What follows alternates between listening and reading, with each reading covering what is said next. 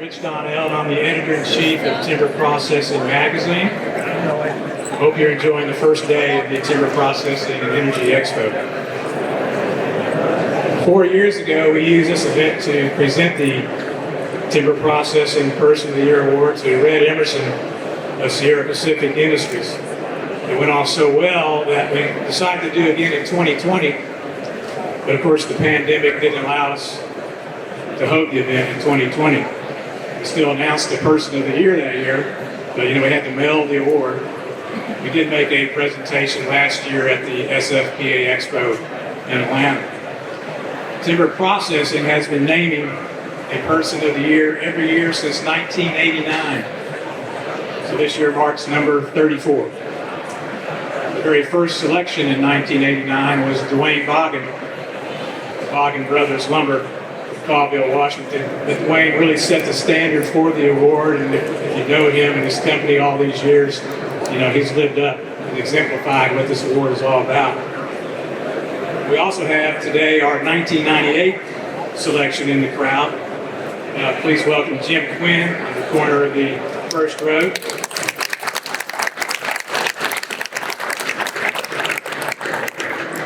Jim was the CEO of Collins and is now with White Mountain Apache Timber Company.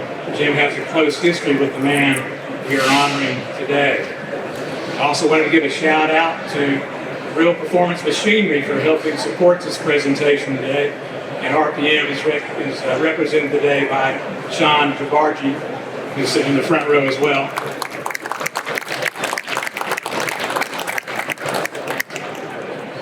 The award was established to recognize the great personalities in the sawmill industry. And the criteria has always been excellent leadership within one's company and substantial involvement with issues and groups impacting the larger sawmill industry. Generally speaking, through the years, we tried to have some balance with the award, with honorees from all regions of the country and in softwood and hardwood lumber segments. We announced the 2022 selection earlier in the year in the magazine, but there's nothing like the presentation of a plaque to make it official. So with that, I'll invite our longtime senior editor, Dan, show up here to say a few words and make the presentation. Dan? Dan Michelle with Timber Processing Magazine, and when we were doing the interview for this article and the award, Eric asked me if this was sort of a participation trophy. I said, well, you're damn right it is, because very few people have participated in this industry like Eric Schooler has. The leadership he has provided to companies like Hampton and Collins has been invaluable and successful despite the very different business plans and assets for each company. As you all know, anyone can buy this equipment out here and run it, but the trick is to do it well. Eric Schooler has done that and so much more in a career of creating operational excellence across a wide variety of products and markets. It's this combination of institutional knowledge, commitment to investing in technology and assets, and most important, his ability to develop the teamwork and motivation that brings out the best in a mill and its people that make Eric Schooler the 2022 Timber Processing Person of the Year. Eric?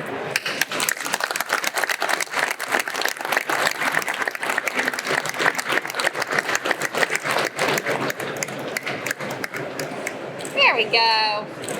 Thank you for Timber Processing Magazine. This really is a special award for me, and I really do appreciate it.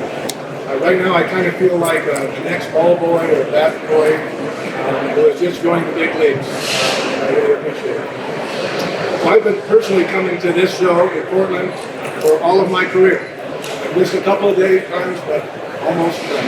I have a full collection of Timber Processing magazines at home that I keep, but periodically go back and read them. So what he says is longevity goes a long way.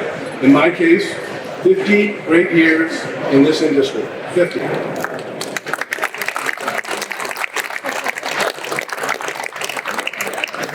And although there were a few recession years that challenged the heart, it's been great. It is truly an enormous honor to represent our industry.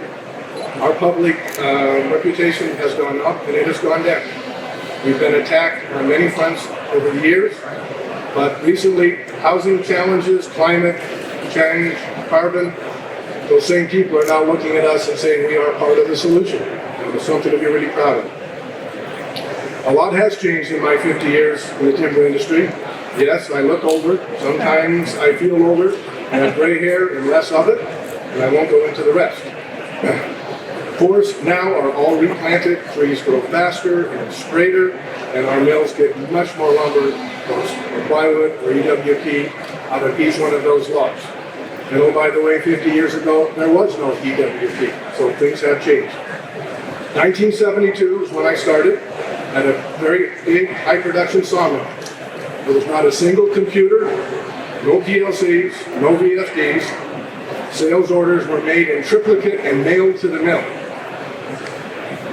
The mill had a J-bar sorter. It was J-bar number 2. It didn't work very well, and the rest of the world was still using the green chain. So a little different world. My timing was truly lucky. Crude electronics were showing up. Nobody understood or believed in them. Computers were slow, bulky, expensive, and unreliable. The guys on the floor didn't understand or even believe in them. But that's changed a lot. It was the start of automation. As a supervisor, you worked and maneuvered only as well and as fast as your crew. Technology was moving fast, faster than our industry. There were certain false steps in automation in our evolution. I'll give you a couple examples. Shadow scanning on edges. Feely finger scanners on trimmers. Literally finger. Mechanical relays, cart sorters, arc sawing, and on and on. Most worked, but not all. And all were soon outdated by newer technology and better ideas. Now, 5 decades later, we feed computers values and parameters, and they scan and process and operate almost every machine and make every decision in a mill. Operators now basically oversee and watch for flow interruptions.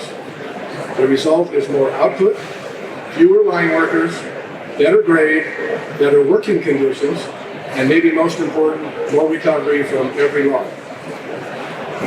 We learn to rely on those who develop and maintain the computers, scanners, PLCs, and automation. Completely different view of excellence. I've had the great fortune to work for incredible people and incredible companies. In my early years, I was exposed to supervision in literally all areas of sawmilling, from the log yard to shipping and on every shift. I got to see the big picture. It was awesome. My last 35 years have been a dream. Starting at Hampton Lumber when it was a 1-mill company led by John Hampton. In my last 20 years, leading the Collins Company for the amazing Collins family. Privately held family businesses are special. I worked with really great people throughout those 2 companies. Their respective mottos: find a better way every day and do the right thing. Those mottos say a lot. I was part of something special. It was special to me and for everyone around. It has been a fascinating time to work in this business. Every day is the same. And by that I mean always changing. It has been an era of applied technology and always continual improvement. And as I wind down my career, I will miss the brainstorming, the creative solutions, and the teamwork. And I will miss the many fascinating characters. You can put whatever you think of character in there, but there are a lot of them. And absolutely wonderful people and the incredible camaraderie within this industry. To the young folks who are here and are starting out, work hard, volunteer for everything, ask questions, and at the same time, really think about what the answers are. Question the answers. Make responsible choices, manage time and energy, nurture relationships, and be good stewards to our forests and our operations. I can only imagine what technology and opportunity will bring this industry in your 50 years. I really do appreciate this award, a kind acknowledgement for a long career. I wish I could do it all over again.